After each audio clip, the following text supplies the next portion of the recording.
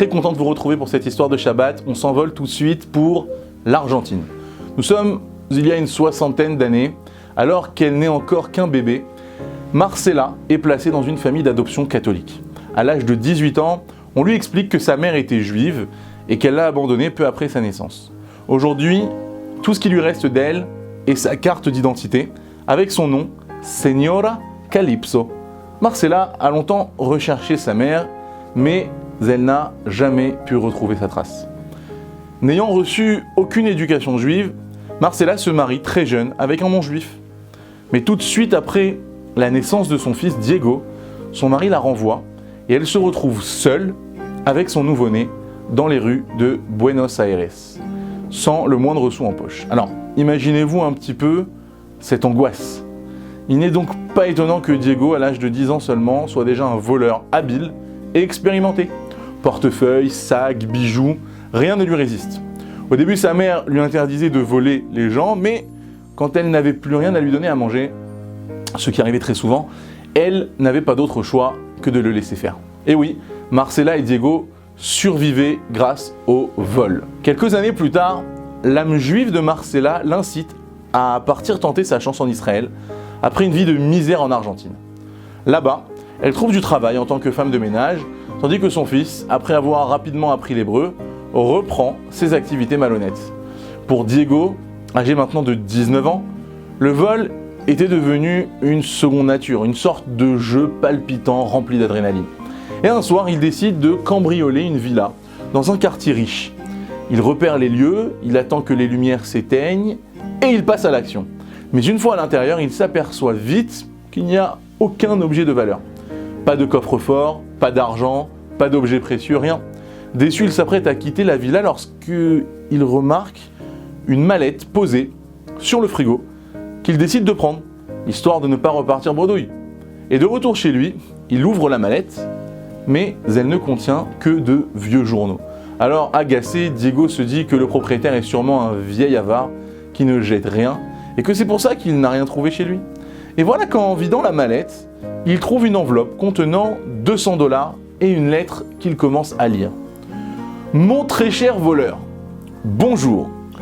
Cette mallette t'attendait depuis de nombreuses années, comme tu peux le voir en vérifiant la date des vieux journaux.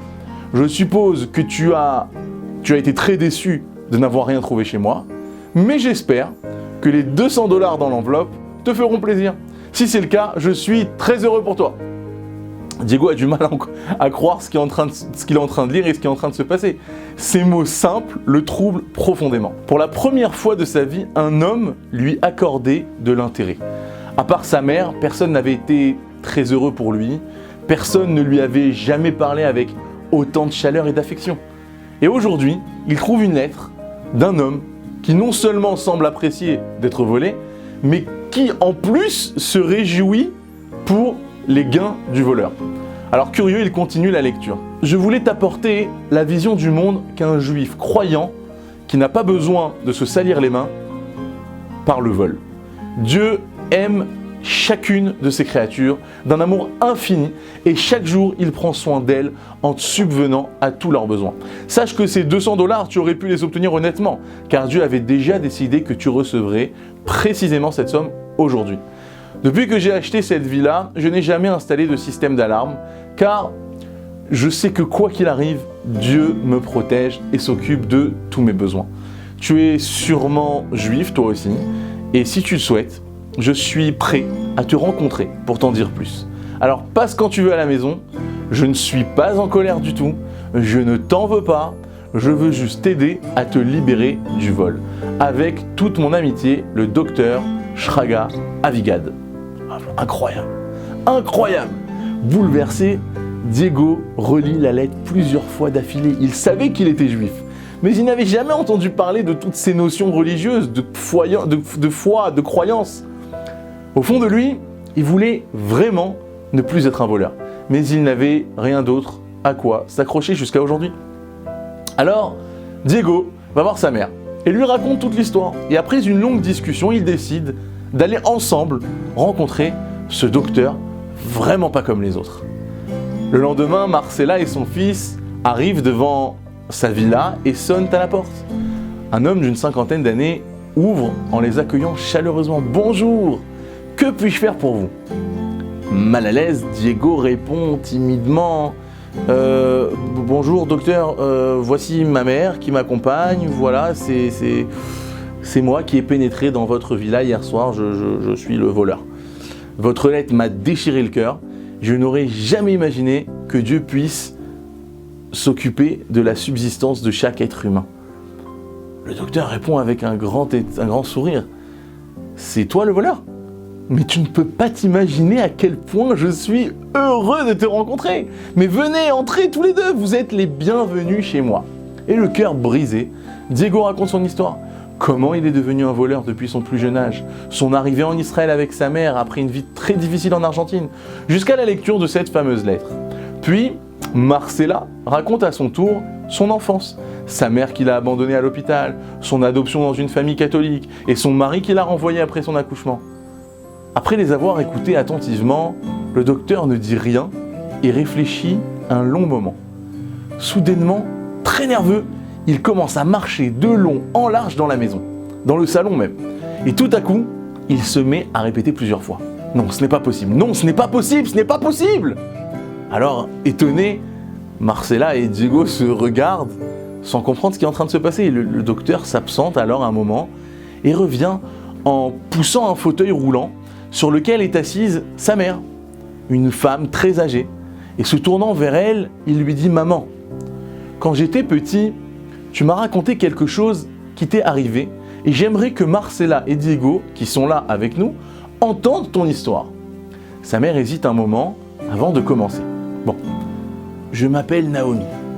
Je me suis mariée très jeune, mais je n'arrivais pas à avoir d'enfant. Alors après plusieurs années de pleurs et de prières, je suis enfin tombée enceinte d'une petite fille. Lorsque j'ai accouché, j'ai à peine eu le temps de l'embrasser que j'ai perdu connaissance à cause d'un virus qui menaçait ma vie. Je suis restée 3 mois dans le coma et à mon réveil, on m'a annoncé que ma fille était décédée de la jaunisse. Mais lorsque je l'ai vue, avant de m'évanouir, elle n'avait pas du tout l'air malade. Et jusqu'à aujourd'hui, je suis convaincu que le gouvernement a volé ma fille chérie. » Marcela lui demande alors de quel gouvernement il s'agit. Et Naomi répond « Celui de Buenos Aires, en Argentine, là où j'ai grandi.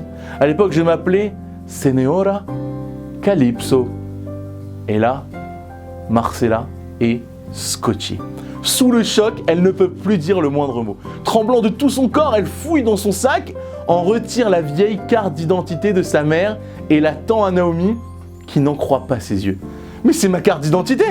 Mais où l'avez-vous trouvée ?»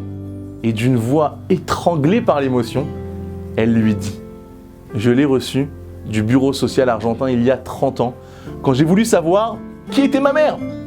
Alors ils m'ont raconté qu'elle avait disparu juste après son accouchement, mais maintenant, je sais qu'ils m'ont menti. » Puis elle fond en larmes dans les bras de sa mère.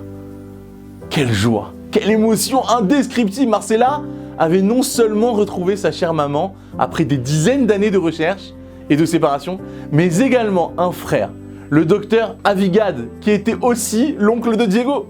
Tout simplement magistral.